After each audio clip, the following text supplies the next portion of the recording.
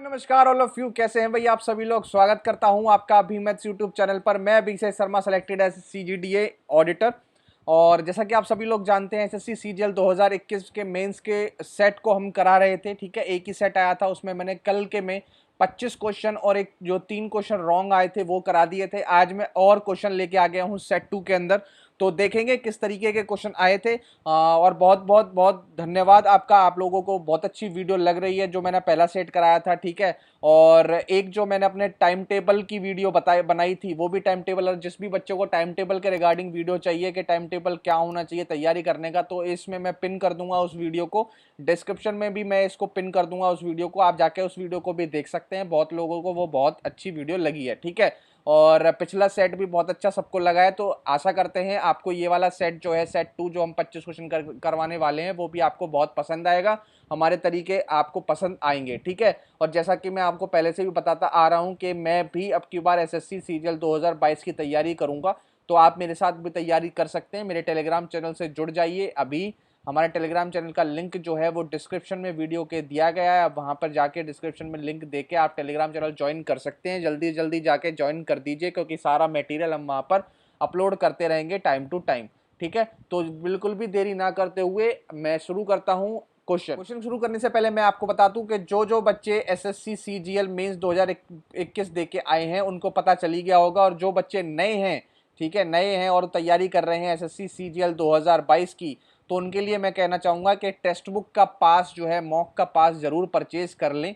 ठीक है, क्योंकि ये परचेज करेंगे कभी, इसी से आपका जो है तैयारी बहुत ही अच्छे लेवल पर पहुंच पाएगी। तो जल्दी परचेज कर लीजिए टेक्स्ट बुक का पास, और आप हमारा कोड जरूर इस्तेमाल करिए ABHI10, जिससे आपको डिस्काउंट मिलेगा। 499 का पास जो है वो मात्र 400 रुपये में आपको वो पास मिलेगा। ठीक है, अवेलेबल करा दिया जाएगा। इसमें आप सब लोग जानते हैं कि टेक्स्ट बुक में SSC, रेलवे, बैंकिंग, किसी एक बार पास खरीदिए, इन तीनों मॉक में से कोई भी मॉक आप दे सकते हैं। ठीक है, पास आपके पास होगा और कभी भी किसी भी टाइम आप तैयारी कर सकते हैं। तो जल्दी जाइए, हमारा कोड इस्तेमाल करना ना भूलें, ABHI10। ठीक है, आते हैं भाई अपने क्वेश्चनों पर। सबसे पहला क्वेश्चन ये आज की क्लास का, how many composite numbers are there from 53 to 97। Composite number की डेफिनेशन मैंने कल की वीडियो में भी बता दी थी क्या होती है। कॉम्पोजिट नंबर ऐसे नंबर होते हैं जिनके एटलीस्ट 2 फैक्टर हों, एटलीस्ट 2 फैक्टर हों, उनके कम से कम 2 फैक्टर तो बने। ठीक है, तो 53 से 97 के बीच में और इन दोनों को इंक्लूड करने के बीच में कितने कॉम्पोजिट नंबर आपको मिलेंगे। ठीक है, सबसे पहली बात आप ऐसा करो, टोटल नंबर निकाल लो, 53 से 97 के बीच में नंबर है कितने। सबसे पहली बात तो ये आपको पता होनी चाहिए, 53 से 97 के बीच में नंबर है कितने। तो 97 में 53 माइनस करोगे तो वैल्यू कितनी आएगी भाई, 4। 44, 44 में से 1 माइनस करोगे वैल्यू आएगी 43। टोटल नंबर है इन दोनों के बीच में 43। ठीक है, ये बात समझ में आ गई आपको। ठीक है, 43 इनके बीच में नंबर है, और 43 नंबर में से आप ऐसा करो, प्राइम नंबर निकाल लो, क्योंकि प्राइम नंबर जो निकल जाएंगे वो सारे कॉम्पोजिट नंबर होंगे जो बचेंगे। ठीक है, सारे कॉम्पोजिट नंबर होंगे। 53 के बाद प्राइम नंबर आपको कितना कौन सा आता है भाई, आपका आता है 59। ठीक है, उसके बाद क्या आएगा, 61 आएगा, 61। ठीक है, उसके बाद क्या आएगा, 63 नहीं आएगा, 67, 67। उसके बाद क्या आएगा, 69 नहीं आएगा, 71। उसके बाद 73। उसके बाद 77 नहीं आएगा, 79। ठीक है, उसके बाद अगर हम देखें तो 81 नहीं हो सकता, 83 हो जाएगा। 85 नहीं हो सकता, 87 हो जाएगा। 87 भी नहीं हो सकता। ठीक है, 89 हो जाएगा। ठीक है, उसके बाद 91 नहीं हो पाएगा, 93 नहीं हो पाएगा, 95, 97 नहीं हो पाएगा। तो कितने नंबर हो गए ये, 1 2 3 4 5 6 7 8। 43 में से 8 माइनस कर दोगे वैल्यू कितनी आ जाएगी, 35। कितनी आ जाएगी भाई, 35। अगला क्वेश्चन देखते हैं। अगला क्वेश्चन है पाई चार्ट का क्वेश्चन है। The pie chart given below shows the number of males in 6 department. ठीक है, नंबर ऑफ मेल्स बताते हैं 6 डिपार्टमेंट में। ठीक है, number of males in a particular department are shown in terms of degree. Number of males of S are 1080। S के जो है 1080 मेल्स हैं। ठीक है, उन्होंने क्या पूछा, what is the value J plus के। जे और के की वैल्यू क्या है, जे क्या है भाई, total number of male in T और पी। टी और पी में डिग्री में कितना है भाई, 90, और पी में कितना है, 30, तो 120 डिग्री तो ये हो गया। उसके बाद difference between the number of male, इसका प्लस, ये जे की वैल्यू हो गई ना, जे। के की वैल्यू कहाँ से आएगी, difference between the male in P and Q. P और क्यू के डिफरेंस ऑफ मेल। ठीक है, अभी मैं कुछ नहीं कर रहा, मैं डिग्री में काम करूंगा। 120 डिग्री प्लस में पी माइनस क्यू करो, पी और माइनस में क्यू। ठीक है, क्या है difference between number of male in P और क्यू, क्योंकि अब यहाँ पर 90 में से 30 माइनस होगा, 30 में से 90 तो माइनस होने से रहा, ठीक है, 90 में से 3 माइनस होगा तो वैल्यू कितनी रहेगी 60, 60 डिग्री, ये 120 ये 60 हो गई 180 डिग्री, हमें आप एक्चुअली में 180 डिग्री की वैल्यू चाहिए, ठीक है। एस के पास कितना डिग्री है 54 डिग्री, कितना है 54 डिग्री की वैल्यू जो है वो कितनी है 1080, ठीक है। 18 से काटोगे तो 18 तिया 54, ठीक है, या 3 से काट लो 18 और 3 से काट लो 3 तिया 9, 3 तिया 9 1 3 6 18 3600, ठीक है। एक जीरो लगा, एक जीरो यहाँ लगा दो, एक जीरो यहाँ लगा दो, 3600 वैल्यू हो जाएगी, 3600 value is the right answer. बताइए क्या करना पड़ा इसमें, कुछ भी कैलकुलेशन नहीं थी, बहुत ही आसान क्वेश्चन था, ठीक है। अगला क्वेश्चन करेंगे। ए बी 6 है, ए बी की वैल्यू 5 है, A cube plus B cube है। ए बी की वैल्यू 5 है तो हम मान सकते हैं ए और बी की वैल्यू 5 एकम 5 हो सकती है। ए और बी 6 है तो मतलब 5 प्लस 1 वैल्यू सेटिस्फाई कर गई, 5 का क्यूब 125, 1 का क्यूब 126, राइट आंसर। आगे चलेंगे।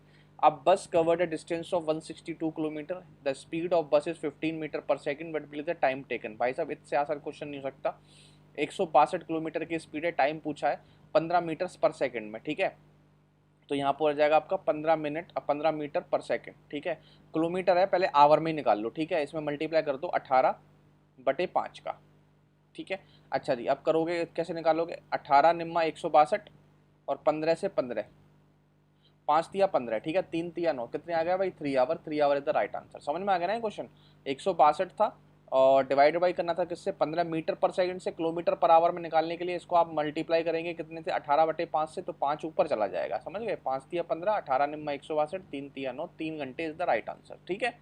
आगे चलते हैं। Price of rice is decrease by 25%, ठीक है। Therefore, a person can purchase 30 kilogram more rice in the same expenditure. If expenditure is 5400 रुपये पर 5400 रुपये, then what is the original price of rice per kilogram, ठीक है। इस question को देखेंगे भाई, देखो भाई 25% राइस की कीमत घट गई, मतलब पहले अगर 4 रुपये यूनिट था किलोग्राम, तो अब कितनी हो गई 3 रह गई, ठीक है। 25 1/4 3 रह गई, मतलब ये प्राइस हो गई राइस की प्राइस, ठीक है। 4 से क्या हो गया 3 में शिफ्ट हो गई, ठीक है, 4 से 3 घट गई। उसके बाद क्या हो गई, सेम एक्सपेंडिचर रहा, एक्सपेंडिचर सेम रहा तो कंजप्शन जो है वो इसका उल्टा हो जाएगी, पहले 3 कंजप्शन थी अब कंजप्शन 4 हो गई, ठीक है, ताकि आपकी एक्सपेंडिचर 12 सेम रहे, ठीक है। तो उसने बोला एक्सपेंडिचर जो है वो 5400 है, ठीक है, और ये कह रहा है 30 किलोग्राम ज़्यादा आ रही है, ठीक है। तो कंजप्शन पहले 3 थी अब 4 हो गई, मतलब 1 यूनिट में 30 किलोग्राम का आपको डिफरेंस मिल रहा है, ठीक है। अगर आप कंजप्शन में 3 यूनिट है, ये 30 किलोग्राम है, तो आप कितनी कंजप्ट कर रहे हो 90 किलोग्राम, कितनी कंजप्ट कर रहे हो भाई 90 किलोग्राम, कितने में 5400 रुपये में, 5400 रुपये में 90 किलोग्राम लेके आ रहे हो, तो 1 किलोग्राम कितने की पड़ी 60 रुपये की, 9×54 60 रुपये प्रति किलोग्राम। बहुत आसान क्वेश्चन, कुछ भी नहीं था। अगला क्वेश्चन देखेंगे। ABCPQR 2 ट्राइंगल है, तो मैं बना लेता हूँ ABC और PQR, ये हो जाएगा आपका P, ये हो जाएगा Q, ये हो जाएगा R। उसने बोला ABPQ 6 है, AB 6 है, PQ 6 है, BCQR 10 है, BC 10 है, QR 10 है, ACPR 8 है, ये 8 है, ये 8 है, ABC X है, ABC ये एंगल X है, आपसे PRQ पूछा है, मतलब ये वाला एंगल पूछा है, ठीक है। अब इसमें देखो बच्चे कहाँ कन्फ्यूज हुए होंगे, जिन बच्चों ने जैसे मैंने क्वेश्चन किया है, अगर उन्होंने ऐसे ये डायग्राम बना लिए होंगे तो ये बच्चे 3 मिनट तक समझ नहीं पाए होंगे इस क्वेश्चन को कैसे कैसे करना है, गारंटी की बात है, क्योंकि वो सिमिलैरिटी लगा रहे होंगे इसमें, ठीक है। लेकिन भाई साहब मैंने फिगर ही गलत बना दी, फिगर ही मैंने गलत बना दी। क्यों बना दी मुझे कब पता चला, जब मैंने ये देखा ये 6 है, ये 8 है, ये 10 है। जब 6 8 10 है, ये ट्रिपलेट है भाई साहब, कितने का ट्रिपलेट है 3 4 और 5 का, ये ट्रिपलेट है। ट्रिपलेट आप सभी जानते हैं राइट एंगल ट्राइंगल होता है, राइट एंगल ट्राइंगल होता है, ठीक है, राइट एंगल ट्राइंगल होता है। ये भी एक राइट एंगल ट्राइंगल होगा, ये भी एक राइट एंगल ट्राइंगल होगा, समझ गए। ये होगा 6 8 10, इसमें भी होगा ये 6 8 और ये 10, ठीक है। उसने बोला एक अगर एंगल एक्स है, सुनो मेरी बात, एक अगर एंगल एक्स है, ठीक है, एक ट्राइंगल में राइट एंगल ट्राइंगल में एक एंगल एक्स है, एक 90 होता है, दूसरा कितना बचेगा 90 माइनस एक्स। यहाँ पर 90 कहीं है नहीं है, तो बचेगा क्या 90 माइनस एक्स, यही हमारा राइट आंसर है। कुछ नहीं करना था इसमें भी। आगे चलें, बहुत ही आसान क्वेश्चन है, ठीक है, कुछ भी नहीं है, बहुत ज़्यादा आसान क्वेश्चन से हैं। इतने आसान क्वेश्चन मतलब वन लाइनर बहुत ज़्यादा इजी हैं। क्वेश्चन करते हैं। सैलरी ऑफ मोहित है 60% मोर देन द विजय, ठीक है, विजय ये रहा, मोहित ये रहा। विजय की सैलरी अगर 5 है तो मोहित की 8 है सैलरी, ठीक है। तो salary of Vijay is how much less, salary Vijay की कितनी लेस है 3, किसने पे 8 पे।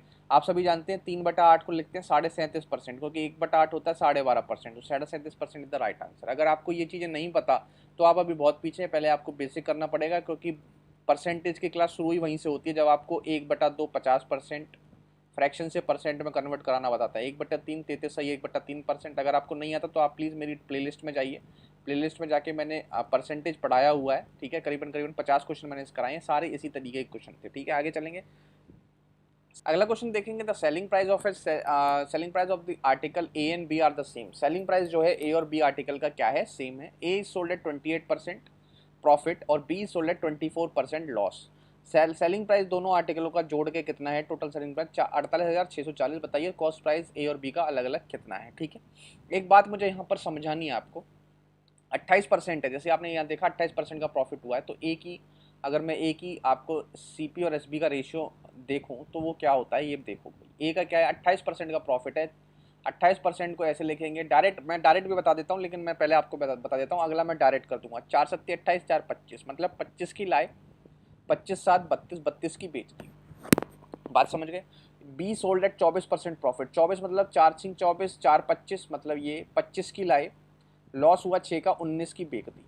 क्या हुआ, लॉस हुआ 6 का 19 की बेच दी। समझ गए, बात समझ रहे हो, ठीक है। उन्होंने बोला टोटल सेलिंग प्राइस जो है वो सेम है, सेलिंग प्राइस सेम है। बेटा यहाँ पर सेलिंग प्राइस एक 32 है, एक 19 है, सेलिंग प्राइस सेम बनाओ। इसमें 19 का मल्टीप्लाई कर दो, उसमें 32 का मल्टीप्लाई कर दो, इसमें 19 का मल्टीप्लाई कर दो, इसमें 32 का मल्टीप्लाई कर दो। बात क्लियर। उन्होंने कॉस्ट प्राइस पूछा, उन्होंने बोला इन दोनों का जो सम है वो 48,640 है। इनका सम कितना हो जाएगा, इनका सम हो जाएगा 2 इंटू 19 इंटू 32 यूनिट में, और वैल्यू पैसों में कितनी हो जाएगी, 48,640। यहाँ से 1 यूनिट की वैल्यू आ जाएगी, फिर आपको वैल्यू निकालनी है इसकी, इस वैल्यू की। समझ गए। अच्छा जी, चलो देखते हैं। वैसे मेरा ऑप्शन जो है वो 19,000 ही आने वाला है। क्यों 19,000 आने वाला है वो मैं आपको बता देता हूँ। क्यों 19,000 आने वाला है, क्योंकि यहाँ पर आपको 19 नंबर दिख गया, 19 नंबर दिख गया। 19 एक प्राइम नंबर है, जब तक और कहीं आपको कटता हुआ नहीं दिखेगा 19, ठीक है। क्योंकि 1 यूनिट की यहाँ से वैल्यू आएगी और आप फिर दोबारा मल्टीप्लाई देखो, इसमें फिर 19 दिख रहा है आपको, तो 19 कहीं से कटने वाला नहीं है, इसलिए 19,000 ही आंसर है। आप डायरेक्ट भी लगा सकते थे, अब यहाँ पर देख लो कैसे आप उसको कर सकते थे, ठीक है। 19 से काटो, 19 दूनी 38, 10 6, 19 पंजे 95, 11 19 छक्के 114, 2560, ठीक है। 16 दूनी 32 और 16 16 256 होते हैं 160, 4 चौक 16 40। 1 यूनिट की वैल्यू कितनी आ गई भाई, 40, ठीक है। आपसे टोटल करना है ये यूनिट की।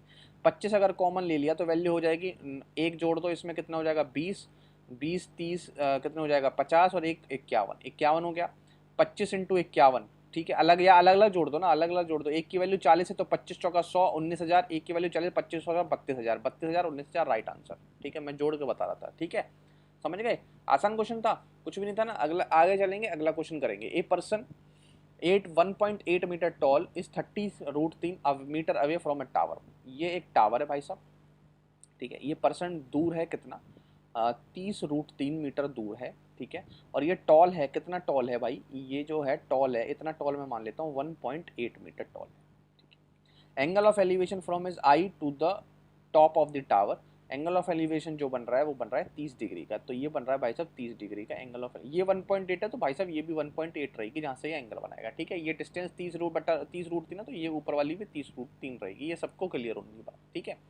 टावर की हाइट बता दीजिए। देखो रूट 30 है, 30 में जो डिग्री जो एंगल का रेशियो होता है, जो वैल्यू होती है साइड का रेशियो का वैल्यू होती है 30 होती है 1, ये 1 होती है, ये होती है √3, 1/√3, 1 होती है √3। भाई साहब √3 की जगह वैल्यू क्या है, 30√3, यही है।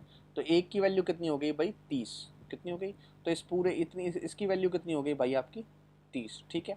अच्छा, धरती से अगर उसने बोला हाइट ऑफ टावर, टावर हमेशा धरती से जोड़ा जाएगा। ये 1.8 है, ये 30 है, तो वैल्यू कितनी होगी 31.8। समझ गए, कुछ नहीं था इसमें। आगे चलेंगे। Which is the following equal to this, ठीक है। जैसे आपने देखा ऑप्शन देखे, थीटा थीटा दिख रहा है, यहाँ पर भी थीटा दिख रहा है। थीटा को 45 पुट कर दो, कुछ नहीं करना था, 45 पुट करना था। ये होता है 1 और 1/1 होता है 1, मतलब वैल्यू आनी चाहिए 2, 45 पुट करके। ये 1 आएगा, नहीं हो सकता, ये 1 ऑलरेडी है, नहीं हो सकता। ये कितना आएगा भाई, ये भी आएगा आपका √2/√2, 1, ये भी नहीं हो सकता। ये हो जाएगा √2 इंटू √2, कितनी वैल्यू आएगा 2, 2 इज द राइट आंसर। आगे बढ़ जाएंगे। Slant height of a cone is 20 centimetre, slant height है 20 सेंटीमीटर, एरिया बेस है 616, curve surface area of cone, cone के कर्व सरफेस एरिया का फॉर्मूला होता है πr/l, ठीक है। देखो बेस एरिया 616 है, तो मतलब πr² की वैल्यू कितनी है 616। मैं डायरेक्ट भी करा सकता हूँ, लेकिन अभी मैं बेस से करा रहा हूँ, ठीक है। पाई की वैल्यू हो जाएगी 22/7, ठीक है। आर की वैल्यू स्लांट हाइट 20 है, तो आर आपको पता नहीं, r², आर यहाँ से निकाल लो, ठीक है, 616, ठीक है। 22 से काटो, 22 दूनी 44, ठीक है। और 22 अट्ठे 100, आपका ये हो जाएगा 116, ठीक है। 7 से कट 7 इंटू ये आ जाएगा 28 गुना 7, ठीक है। आर स्क्वायर की वैल्यू आएगी 28 गुना 7, ठीक है। अब मैं देखो डायरेक्ट कैसे निकालूंगा। अब कई बच्चे होंगे इनको मल्टीप्लाई करने में पूरा 30 सेकंड हटा देंगे और फिर उसको अंडर रूट लेने में 30 सेकंड हटा देंगे। नहीं, फैक्टर में तोड़ लो। आर स्क्वायर का मतलब क्या है, दो दो के फैक्टर में तोड़ना। 28 में आपको दिख रहा है 7 गुना 4 और 7 ऑलरेडी है, 7 7 तो वैल्यू आर की क्या हो जाएगी 7, 4 का अंडर रूट क्या हो जाएगा 2, 7 दूनी 14, आर की वैल्यू कितनी होगी 14। स्लांट हाइट कितनी है 20। आपको क्या चाहिए पाई आर एल निकालना था, तो पाई आर की वैल्यू कितनी है आपकी 14 और एल की वैल्यू कितनी है आपकी 20। कितनी है भाई 20, ठीक है। 7 दूनी 14, 22 दूनी 44, 44 दूनी कितना हो जाएगा 88, 88 880 उत्तर हो जाएगा, ठीक है। कोई दिक्कत नहीं हुई होगी, ठीक है। उसके बाद how many numbers are there in 400 to 700, 400 से 700 के बीच में कितने नंबर हैं जिनमें 6 एग्जैक्टली 2 बार आया है, 6 एग्जैक्टली 2 बार आया है। अब इस क्वेश्चन को देखो, ऐसे क्वेश्चनों में गलतियां बहुत ज़्यादा हुई हैं बच्चों से और गलतियां होती भी हैं इन क्वेश्चनों में, क्योंकि इन क्वेश्चनों के लिए बहुत ही दिमाग शांत चाहिए होता है। एक भी नंबर अगर आपने काउंट नहीं किया उत्तर गलत हो जाएगा, ठीक है। मैं आपको बताता हूँ, उन्होंने बोला है 6 अकर्स एग्जैक्टली ट्वाइस टाइम, ठीक है। तो सबसे पहले आप सभी जानते हैं 6 ट्वाइस टाइम आना चाहिए, तो सबसे पहले 6 आएगा 466 में, 4 की लाइन में, और ट्वाइस नहीं आने वाला। फिर उसके बाद आएगा 566 में, इसके अलावा नहीं आने वाला। फिर जो आपकी लाइन शुरू होगी वो शुरू होगी 606, 2 बार आ गया। उसके बाद 616, ठीक है। उसके बाद 626, उसके बाद 636, उसके बाद 646, 656, 666। ये मत ले लेना, जिसने ये लिया होगा वो उत्तर 21 लगा के आ गया होगा और वो उसका उत्तर गलत हो गया होगा। 666 नहीं बोला उसने, बोला एग्जैक्टली ट्वाइस बार, या तो वो बोलता एटलीस्ट ट्वाइस। एटलीस्ट ट्वाइस तो मतलब 2 या 2 से अधिक, उसने बोला है अकर्स एग्जैक्टली ट्वाइस, 2 बार, तो वो नहीं लेंगे। तो ये हो जाएगा 676, 686, 696, ठीक है। कितनी वैल्यू होगी 1 2 3 4 5 6 7 8 9 10 11, 11 हो गई। उसके बाद एक वैल्यू यहां से भी आएगी 661, 660, 661। ये कितनी आ जाएंगे भाई आपकी, कितनी पूरी 11, 9 एंट्री आ जाएंगी 669 तक। 11 ये 9 एंट्रियां ये कितनी हो गई भाई 20 एंट्रियां हो गई। 20 इज द राइट आंसर, ठीक है। समझ गए ना इस क्वेश्चन को, बहुत आसान था, कुछ भी नहीं था, लेकिन ये बहुत बच्चों का गलत हुआ है क्वेश्चन, ठीक है। अगला क्वेश्चन देखेंगे। A alone can work in 11 days, A किसी काम को 11 दिन में करता है, बी किसी काम को 22 दिन में करता है, C alone can do in 33, C किसी काम को 33 दिन में कर लेता है, ठीक है। अगर मैं टोटल देखूं इनका टोटल कितना आएगा वो देख लीजिए। 11, 11 दूनी 22, 11 तिया 33, मतलब 6 तो आ जाएगा, 6 इंटू 11, 11 इंटू 66, ठीक है। उसके बाद 11 6, 11 3, 11 2, ठीक है। समझ गए बात, ये मैंने निकाल लिया ना। ये हो जाएगा टोटल वर्क, ये हो जाएगा एक दिन की एफिशिएंसी, 1 डे एफिशिएंसी, ठीक है। उसने बोला work they work in the following manner, पहले ए और बी ने वर्क किया एक दिन में, तो 6 3 9 काम हो गया। फिर बी और सी ने वर्क किया, मतलब 3 2 5 काम हो गया। फिर सी और ए ने काम किया, सी और ए ने, मतलब 8 काम हो गया, 6 2 8 काम हो चुका है। एंड फिर फोर्थ डे ए और बी काम करता है, सो ऑन, मतलब अल्टरनेटिवली काम कर रहे हैं, ए बी बी सी सी ए, ठीक है। समझ गए, मतलब ये काम हुआ 3 दिन में, इतना काम हुआ, 3 डेज लग गए आपको ये काम करने में। कितना काम हो गया काम, 9 5 14, 14 8 22, 22 काम हो चुका है 3 दिन में। आपको काम कराना है 66, कितना कराना है 66। टोटल टोटल 3 का गुना करोगे 66 काम हो जाएगा, 3 3 का गुना करोगे तो 3 तिया 9, 9 दिन में आपका जो है काम ये पूरा हो जाएगा ओवर, ठीक है। इस क्वेश्चन को आप खुद कर सकते हैं, इसमें कोई कुछ कराने की जरूरत नहीं है मेरे ख्याल से। अगला क्वेश्चन करेंगे। ये क्वेश्चन बहुत बढ़िया क्वेश्चन है, ठीक है। और मैं आपको बता दूं ये क्वेश्चन जो है 10th क्लास की एनसीईआरटी में आपको मिल जाएगा, 8वां चैप्टर जो है इंट्रोडक्शन ऑफ ज्योमेट्री में, जिसमें लास्ट एक्सरसाइज में आपको ये क्वेश्चन है। लास्ट एक्सरसाइज में शायद नीचे की तरफ 5वां या 6ठा क्वेश्चन है, ठीक है। मुझे इतना क्यों पता, क्योंकि मैं ट्यूशन पढ़ाता था, ठीक है। ट्यूशन में पता है, इसलिए मुझे ये याद है कि ये क्वेश्चन है 101%, आप खुद चेक कर सकते हो, ठीक है। इस क्वेश्चन को जो बढ़िया तरीका है वो बेसिक का ही तरीका है, ठीक है। लेकिन ये क्वेश्चन जो बच्चे ने किया हुआ है उसे याद रहेगा, जिसने नहीं किया हुआ वो फंसेगा, क्योंकि इसमें अगर आप एंगल लगाने जाओगे तो एंगल इसमें लगा के उत्तर निकालोगे, फिर इसमें फिट करोगे, इसमें फिट करोगे, इसमें फिट करोगे, उत्तर आपको लास्ट में मिलेगा, तो बहुत ज़्यादा टाइम चले जाना है। इसमें आपको बेसिक मेथड ही यूज़ करना पड़ेगा। वो कैसे, मैं आपको बताता हूँ। यहाँ पर आपने वन देखा, इस वन का ही काम है, बस इस वन का काम है। जो इस वन के बारे में समझ जाएगा उसका काम खत्म है, नहीं तो ये क्वेश्चन किसी पे नहीं होने वाला। देखो टेन थीटा है प्लस सेक थीटा है माइनस में 1 है। आप सभी जानते हैं सेक स्क्वायर थीटा माइनस में टेन स्क्वायर थीटा होता है 1। मैं 1 की जगह ये वैल्यू पुट करूंगा, ठीक है। तो ये मैंने पुट कर दी, sec square theta minus ten square theta, ठीक है। आप ये वैल्यू सेम हो नीचे, अभी मैं नीचे नहीं आ रहा, ठीक है, नीचे रहने दो जो भी है। ये हो जाएगा सेक थीटा माइनस यहाँ वैल्यू आ जाएगी sec theta plus tan theta, और अगली हो जाएगी sec theta minus tan theta हो जाएगी। समझ गए। अब देखो tan theta plus sec theta plus tan theta common निकाल लूंगा तो ये हो जाएगा आपका sec theta plus tan theta common.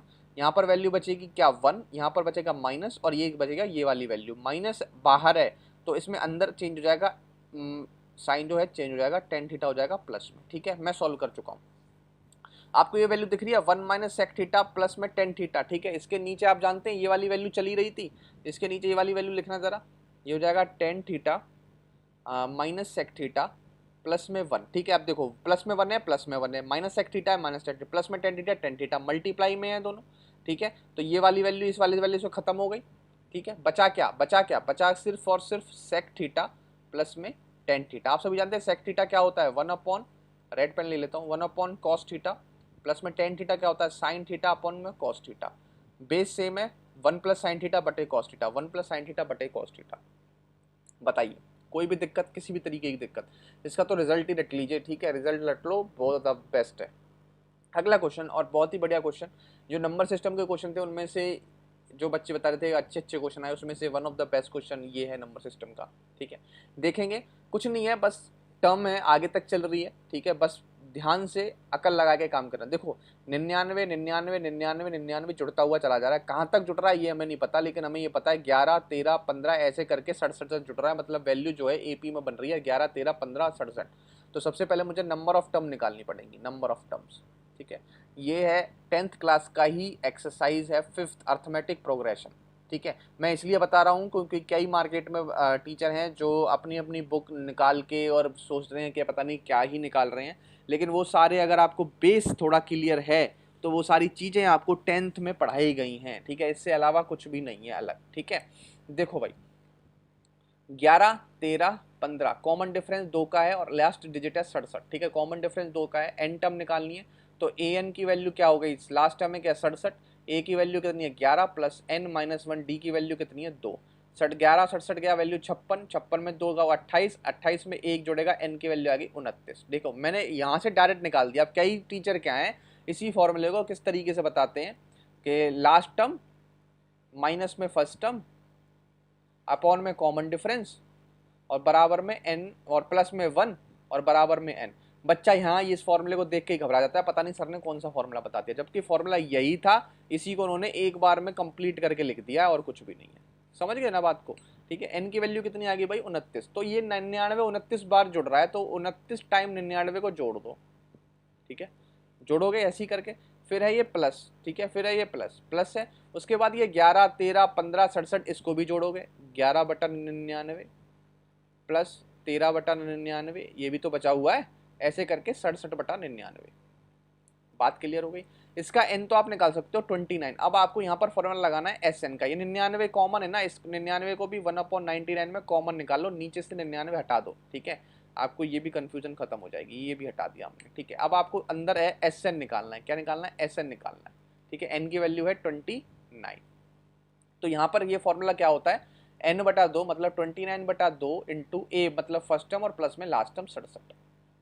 67 और 11 कितना हो जाएगा भाई, 7 और 1 8 6 और 7 78, और ये हो जाएगा 29 बटा में 2।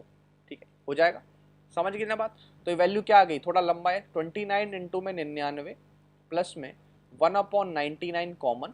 ठीक है, और यहाँ पर वैल्यू जो आ रही है वो आ रही है 29 इंटू 78 बटे में 2। ठीक है, 2 से काटोगे वैल्यू आएगी 2 3 6 2 9 18 39, कितनी आ गई 39 वैल्यू आ गई। ठीक है, 3 से काटोगे 3 एकम 3 और 3 3 9 13 और 3 से काटोगे 33। ठीक है, आपको 33 यहाँ पर दिख नहीं रहा होगा पहले, अब तुम्हें 33 दिख गया होगा, ये 33 कहीं नहीं खत्म होने वाला, ये 33 यहाँ से आया है। ठीक है, अब देखो भाई मैं आपको बताता हूँ, 29 गुना 99 तो ये रहा 29 इंटू 99। ठीक है, और यहाँ है 29 गुना 13, यहाँ पे क्या है प्लस में 29 गुना 13 और इसमें 33 का भी मल्टीप्लाई होगा, एलसीएम लोगे और बटे में आएगा 33। ये है उत्तर टोटल का टोटल। ठीक है, समझ गए बात को। देखो भाई 29 इंटू 99 29 आप कॉमन निकाल सकते हो, 29 कॉमन निकाल सकते हो, उसके बाद 33 99। ठीक है, इसमें कुछ कॉमन नहीं निकलेगा। ठीक है, 29 कॉमन निकालने के बाद ठीक है आपकी वैल्यू अंदर बचेगी 33 गुना 99 प्लस में 13। ठीक है, इसे सॉल्व कर लीजिए। अपॉन में 33 तो रहेगा ही रहेगा, या यूनिट डिजिट निकाल लीजिए। यूनिट डिजिट से यूनिट डिजिट में भी काम नहीं चल पाएगा, आपको पूरा पूरा सॉल्व करना ही करना पड़ेगा। 99 गुना 33 कर लो, ठीक है, थोड़ी सी जगह बना लेते हैं, समझ आई गया होगा, ठीक है। 99 गुना 33 कर लो, कैसे, 9 या 27 7 2, और या ऐसा कर लो 100 है ना, तो 3300 में 99 ना 100 बढ़ा दो, 3300 में 33 ही घटा दो, वैल्यू कितनी बचेगी, 7 3 10 हासिल 1 3 और 4 6 4 10, ये हो जाएगा 32, 3267 कितना हो जाएगा 3267। इसमें 13 जोड़ दो, 13 जोड़ोगे तो वैल्यू हो जाएगी 7 3 10 हासिल 1 8 32 80, इसमें 29 का मल्टीप्लाई कर दो 29, 9 8 72 2 7 9 दूनी 18 18 7 25 5 2 9 27 27 2 29 गुना में 2 अट्ठे 16 वैल्यू आ जाएगी 2 और अगली आएगी 1 1 और 2 वैल्यू आने वाली है 1 और 2, यहाँ पर भी 1 2 है, यहाँ पर भी 1 2 है, और वैल्यू जो आगे करो भाई आगे भी करनी पड़ेगी, ठीक है। 2 अट्ठे 16 16 से यहाँ से 2 2 4 5 9 5 14, अगली वैल्यू आ जाएगी 4, कितनी आएगी अगली वैल्यू 6 5 11 हासिल 1 9 1 10 10 10 5 15, अगली वैल्यू आएगी 5, मतलब लास्ट 3 डिजिट आ रही है 512, कितनी आ रही है 0 के बाद 512 इसी में, यही आपका राइट आंसर है। ये थोड़ा लंबा क्वेश्चन है, ये थोड़ा अच्छा क्वेश्चन है, ठीक है। इन्हीं क्वेश्चनों को बच्चे बता रहे थे कि थोड़ा अच्छा लेवल का क्वेश्चन आया, यही था उनमें से एक क्वेश्चन, ये भी था जिसको बच्चों ने बताया अच्छा क्वेश्चन है, और सही में ही अच्छा क्वेश्चन है। इसको आपको जल्दी कैलकुलेशन अगर तेज है तो जल्दी कर पाओगे, ठीक है, और एक बार में क्लिक करते हो तो जल्दी कर पाओगे, नहीं तो छोड़ना ही ज्यादा बेटर था इस क्वेश्चन को, ठीक है, क्योंकि लंबा क्वेश्चन है। क्वेश्चन करेंगे, the base of a prism of a right angle triangle whose side are 9 12 15 9 12 15 है, 9 12 15 है, volume of the prism 648, height of the prism आपको निकालनी है।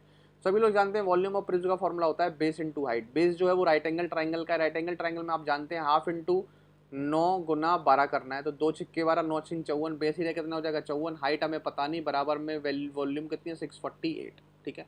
54 एकम 54 हो जाएगा 108 बचेगा, 54 दूनी 108, 12 इस क्वेश्चन का क्या हो जाएगा राइट आंसर हो जाएगा। बहुत ही आसान क्वेश्चन, नॉर्मल बेसिक सा question. If x plus Y 1 है तो बताइए X cube plus 3xy plus Y cube की वैल्यू क्या होगी, ठीक है। ये भी क्या होगी भाई 1 ही होगी, क्यों 1 होगी, वेरिएबल कितने हैं 2, ठीक है, इक्वेशन कितनी है 1, तो y को मैं अगर 0 मान लूँ, x की वैल्यू क्या होगी 1, y0 x की वैल्यू क्या होगी 1, 1 इज द राइट आंसर, ठीक है। आगे चलेंगे, इससे आसान कोई क्वेश्चन नहीं। A person sell an article for loss of 18% if he increasing the selling price of 144 rupees decreases the cost price by 30%, then there is a profit of 20%, ठीक है। बहुत बढ़िया क्वेश्चन है, देखो क्वेश्चन किस तरीके से करना है आपको, ये देखो सीपी से एसपी चलेंगे हम, ठीक है। मान लीजिए सीपी उसकी 100 रुपये थी, उसका 18% लॉस हुआ, तो मतलब उसको कितनी 82 रुपये में उसने वो चीज़ बेच दी, ठीक है। उसके बाद आप ये लाइन छोड़ो, ये लाइन अभी मत पढ़ो, ये वाली लाइन पढ़ो, cost price decreases bye 30%, 30% cost price decrease हुआ तो 70 बची कॉस्ट प्राइस, 100 से 70 बची, ठीक है। फिर भी 20% का फायदा हो गया, 20% का फायदा 70 पे लगाओगे, 7 दूनी 14, 14 ज़्यादा हो जाएगा, मतलब 84 में बेच दी।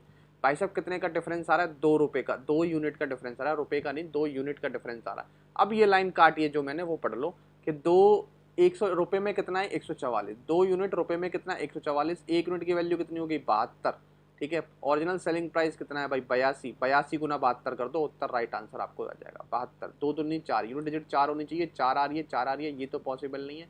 आगे देख लो कितना 4 आ रहा है, ठीक है। अगर आप 70 के गुना करोगे तो भी आप कहाँ पहुँचोगे, या गुना ही कर लो, ठीक है। 72 का 2 दूनी 4, 2 अट्ठे 16 और 7 दूनी 14, 6 4 10, अगली वैल्यू 0 आ रही है, पहली वैल्यू 4 आ रही है, तो 0 और 4 इसी ऑप्शन में यही राइट आंसर है, ठीक है। पूरा निकालना ही नहीं है। आगे चलेंगे, ABC started a business with an investment of 1,40,000, 2 lakh. After 3 month, 3 महीने के बाद C left the business, C ने बिजनेस छोड़ दिया। 7 महीने after C left the business, B also left the business, ठीक है। And B and C took their investment with them at the end year, और C received the profit of 1155, find the total share of, what is the total share of profit of A and B। देखो भाई इस question को किस तरीके से करेंगे, आसान सा क्वेश्चन है, कुछ भी नहीं है। ऐसे क्वेश्चन थोड़े लेंदी होते हैं लेकिन प्यार से पढ़ो तो बहुत आसान होते हैं। ए बी सी में इन्वेस्टमेंट हुई 1 लाख की, 1,40,000 की, 2 लाख की। आपको देख रहे हैं इसमें 4 जो हैं 0 फालतू हैं, तो मैं लिखूंगा डायरेक्ट 10 यूनिट, 14 रेशियो और 20 रेशियो, ठीक है। मैं इसको और नहीं काटूंगा, ठीक है, मुझे और काटने का मतलब नहीं। 10 14 मैंने 4 जीरो काट दिए, ठीक है। मान ली इतने में इन्होंने अपनी इन्वेस्टमेंट करी, 3 महीने के बाद सी बिजनेस छोड़ के चला गया, तो इसने सिर्फ 3 महीने की इन्वेस्टमेंट करी, 7 महीने सी के छोड़ने के बाद, तो 3 और 7 मतलब 10 महीने, 10 महीने बाद बी भी छोड़ गया, तो बी ने अपनी इन्वेस्टमेंट सिर्फ 10 महीने के लिए करी। ए के बारे में कोई जिक्र नहीं है, तो ए ने जो इन्वेस्टमेंट करी पूरे साल 12 महीने के लिए करी। ठीक है, अब काटा पीटी मचाओ। ठीक है, 10 गया, 10 गया, 10 दूनी 20 गया।